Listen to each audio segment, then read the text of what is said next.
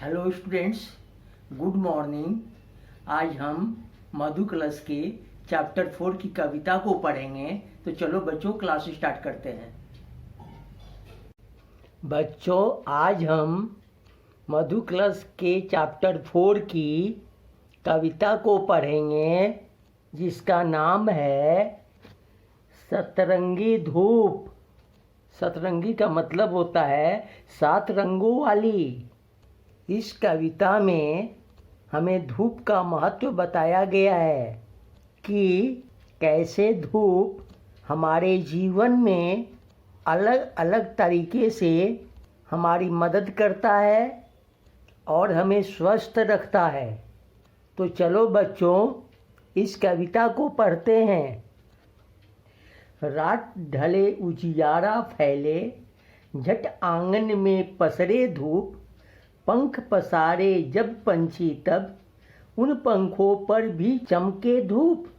बच्चों, इन पंक्तियों में हमें यह बताया जा रहा है कि जब रात बीत जाती है और सुबह उजाला होने लगता है, तो तुरंत उसके साथ साथ हमारे घर के आंगन में धूप भी फैल जाता है। और सुबह सुबह जब आसमान में पंछी पंख फैलाकर उड़ते हैं, तब उनके पंखों पर भी धूप पड़कर चमकने लगता है। अब आगे पढ़ते हैं। धरती जब अंगड़ाई ले तो कोने कोने उछले धूप। पर्वत की चोटी पर फिसले, झरनों पर मुस्काए धूप।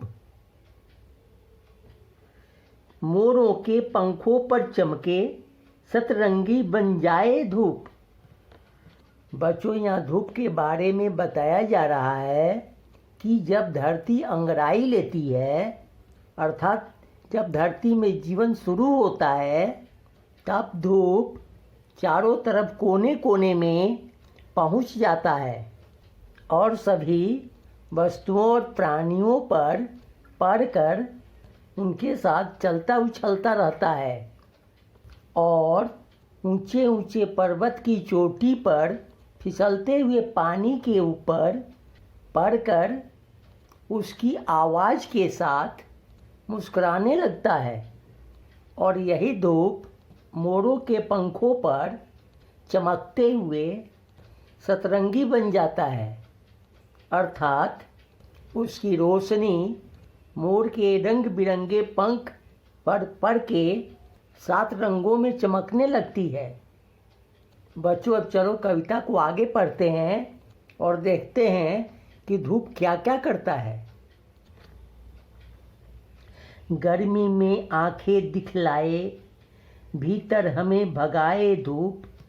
सर्दी बेदर्दी जब आए, सहमी सहमी आए धूप।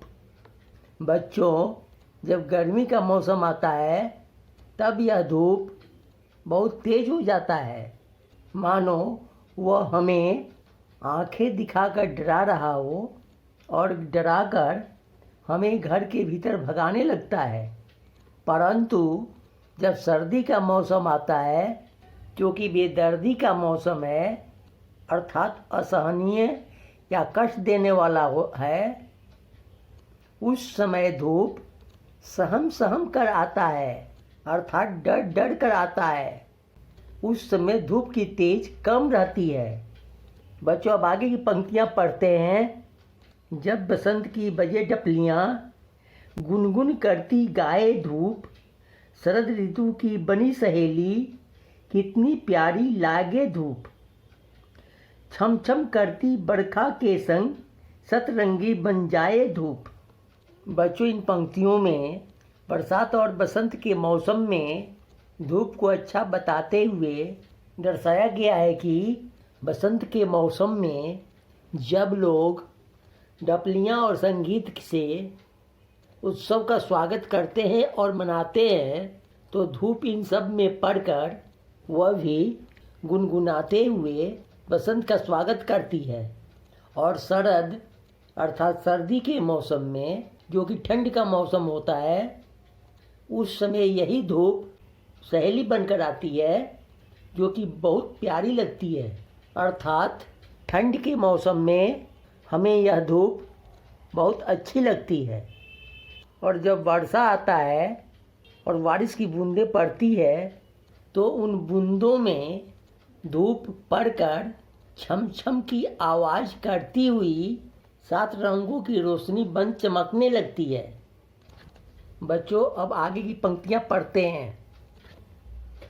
सागर की चंचल लहरों पर ठुमक ठुमक कर उतरे धूप, सरसों के पीले फूलों पर सुन जूही सी लागे धूप। बच्चों, यहाँ बताया जा रहा है कि सागर अर्थात समुद्र की चंचल लहरों पर यही धूप ठुमक ठुमक कर अर्थात नाचते हुए लहरों के साथ उतरती रहती है। जैसे सागर की लहरें उठकर नीचे उतरती है, उसी समय ये धूप उस पर पड़कर उसके साथ नाचती हुई उतरती रहती है।